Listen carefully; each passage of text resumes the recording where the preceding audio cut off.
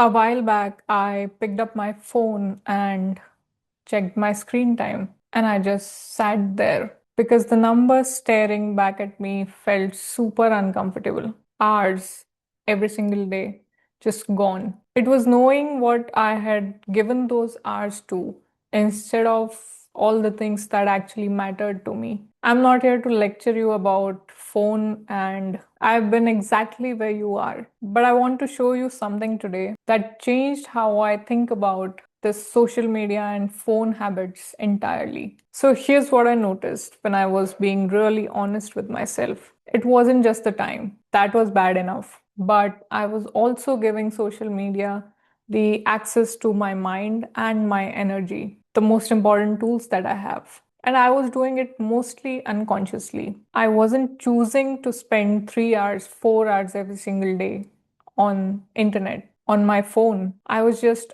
arriving there like I had sleepwalked into it.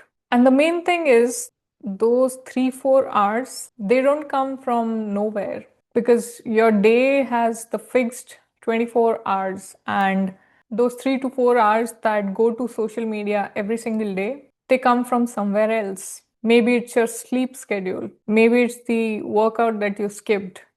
Maybe it's the conversation with someone you love that only got half of your attention instead of all of it. That doom scrolling time is always stolen from somewhere that matters. It just happens gradually enough that you don't notice the theft. And beyond the time, think about what it does to your mind in the hours you are using it. Your mood shifts based on whatever you watched 3 minutes ago. Your body chemistry gets rattled by the constant switching between different types of apps and content. And after enough of it, you go numb, completely numb in your thoughts and your emotions, which ironically makes you want to scroll more because that numbness needs more and more stimulation in order to feel something. So it's a loop, it's a cycle.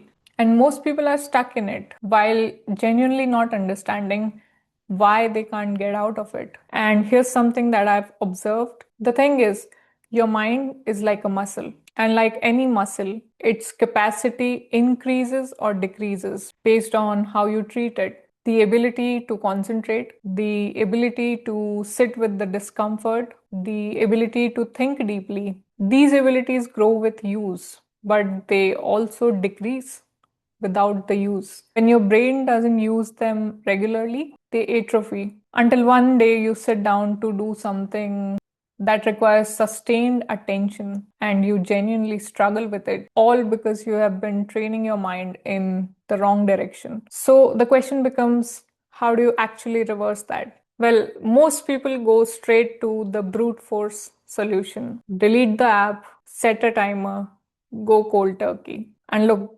going cold turkey can work for some people. If you are at the point of genuine disgust, the sheer fed upness can carry you through the initial discomfort. Deleting everything, having someone change your password, setting a hard limit. Try it if you are there, if you are really desperate to change this habit. Just know that it works for maybe 2% of people because it focuses on changing the environment without changing you. So the moment the restriction lifts, the old behavior returns. Now, a more sustainable solution is creating clear context where your phone simply doesn't exist. And it's not a limit, it's the absence of your phone. For example, meal times, the first and last hour of your day, family time. This is structural. You decide in advance, so you're not negotiating with yourself in the moment. It works, it loosens your grip on the habit, but it's still surface level. The only approach that makes the change permanent is a self concept shift or an identity shift. So, what you're doing is you're not trying to be a phone addict who uses less phone. You're becoming a person who simply doesn't live that way. And that distinction is everything because you are essentially separating yourself from an identity that you don't want to identify with. So, here's how to actually do it. Step one, Name the old identity honestly. Say this to yourself: I am currently someone who hands 3 to 4 hours of my life every day to algorithms designed to exploit my attention. Harsh. And it's harsh for a reason, because the gap between who you are currently and who you want to become has to be felt strongly. So don't try to soften it. Say it as it is. Step 2: define the new identity in one sentence. Not a goal, not I'm not going to do this. An identity. I am someone who is deeply present in real life. So create a new identity and define it in one sentence. Say it every day until it stops feeling like a lie, until your brain gets habituated to it. So, step 3: cast votes for the new identity with micro actions. As soon as you separate your present and your future identities, it's an election now. Two identities are running against each other. The one that wins is the one that gets most votes, most number of votes through daily actions. Not words, not intentions, actions. Every time you reach for your phone and don't pick it up, that's a vote. Every time you sit in a queue and just don't indulge the urge to reach for your phone and just sit there, that is a vote.